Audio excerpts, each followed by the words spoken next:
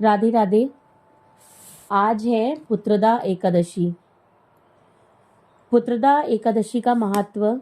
श्री युधिष्ठिर कहने लगे कि हे भगवान, मैंने श्रावण माह के कृष्ण पक्ष की कामिका एकादशी का सविस्तार वर्णन सुना। अब आप मुझे श्रावण शुक्ल एकादशी का क्या नाम है, व्रत करने की विधि तथा इसका महात्म्य कृपा करके कहिए। मधुसूदन कहने लगे कि इस एकादशी का नाम पुत्रदा एकादशी है। इस एकादशी को पवित्रा एकादशी भी कहा जाता है। पुत्रदा एकादशी व्रत करने वाले व्यक्ति को पूजा के बाद श्रावण पुत्रदा एकादशी व्रत की कथा जरूर सुननी चाहिए। ऐसा करने से व्रत पूर्ण होता है और मनोकामनाएं पूरी होती हैं। अब आप शांति पूर्वक इसकी कथा सुनिए। इसके सुनने मात्र से ही वायपेयी यज्ञ का फल मिलता है। पुत्रदा एकादशी व्रत कथा। द्वापर युग के आरंभ में महिष्मती नाम की एक नगरी थी, जिसमें महीजित नाम का राजा राज्य करता था। लेकिन पुत्रहीन होने के कारण राजा को राज्य सुखदायक नहीं लगता था। उसका मानना था कि जिसके संतान ना हो, उसके लिए यह लोक और परलोक दोनों ही दुखदायक होते हैं। पुत्र सुख की प्राप्ति के लिए राजा ने अनेक उपाय किए, परंतु राजा को पुत्र की प्राप्ति नहीं हुई। वृद्धावस्था आती देखकर राजा ने प्रजा के प्रतिनिधियों को बुलाया और कहा, हे प्रजाजनों, मेरे खजाने में अन्याय से उपार्जन किया हुआ धन नहीं है।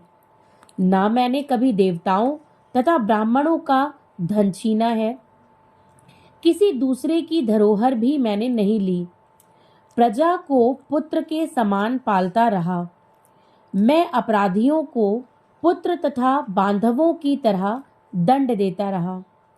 कभी किसी से घृणा नहीं की, सबको समान माना है। सज्जनों की सदा पूजा करता रहा हूँ।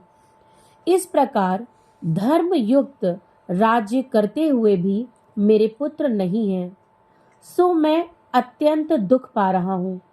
इसका क्या कारण है? राजा महीजित की इस बात को विचारने के लिए मंत्री तथा प्रजा के प्रतिनिधि वन को गए। वहां बड़े बड़े ऋषि मुनियों के दर्शन किए। राजा की उत्तम कामना की पूर्ति के लिए किसी श्रेष्ठ तपस्वी मुनि को देखते फिरते रहे। एक आश्रम में उन्होंने एक अत्यंत वयोवृद्ध धर्म के ज्ञाता, बड़े तपस्वी, परमात्मा में मन लगाए हुए, निराहार, जितेंद्रिय, जितात्मा, जित क्रोध, सनातन धर्म के गूढ़ तत्वों को जानने वाले, समस्त शास्त्रों के ज्ञाता महात्मा लोमश मुनि को देखा, जिनका कल्प के व्यतीत होने पर एक रोम गिरता था। सबने जाकर ऋषि को प्रणाम किया। उन लोगों को देखकर मुनि ने पूछा कि आप लोग किस कारण से आए हैं? निसंदेह मैं आप लोगों का हित करूंगा। मेरा जन्म केवल दूसरों के उपकार के लिए हुआ है, इसमें संदेह मत करो। लोमश ऋषि के ऐसे वचन सुनकर सब लोग बोले, हे महर्षि, आप हमारी बात जानने में ब्रह्म से भी अधिक समर्थ हैं, अतः आप हमारे इस संदेह को दूर कीजिए। महिष्मतीपुरी का धर्मात्मा राजा महीजित प्रजा का पुत्र के समान पालन करता है, फिर भी वह पुत्रहीन होने के कारण दुखी है। उन लोगों ने आगे कहा कि हम लोग उसकी प्रजा हैं, अतः दुख से हम भी दुखी हैं। आपके दर्शन से हमें पूर्ण विश्वास है कि हमारा यह संकट अवश्य दूर हो जाएगा, क्योंकि महान पुरुषों के दर्शन मात्र से अनेक कष्ट दूर हो जाते हैं। अब आप कृपा करके राजा के पुत्र होने का उपाय बतलाएं। यह वार्ता सुनकर ऋषि ने थोड़ी देर के लिए नेत्र बंद किए और राजा के पूर्व जन्म का वृतांत जानकर कहने लगे कि यह राजा पूर्व जन्म में एक निर्धन वैश्य था। निर्धन होने के कारण इसने कई बुरे कर्म किए। ये एक गांव से दूसरे गांव व्यापार करने जाया करता था। एक समय ज्येष्ठ मास की शुक्ल पक्ष की द्वादशी के दिन मध्याह्न के समय जबकि वह 2 दिन से भूखा प्यासा था, एक जलाशय पर जल पीने लगा। उसी स्थान पर एक तत्काल की ब्याही हुई प्यासी गौ जल पी रही थी। राजा ने उस प्यासी गाय को जल पीते हुए हटा दिया और स्वयं जल पीने लगा। इसलिए राजा को यह दुख सहना पड़ा। एकादशी के दिन भूखा रहने से वह राजा हुआ और प्यासी गौ को जल पीते हुए हटाने के कारण पुत्र वियोग का दुख सहना पड़ रहा है।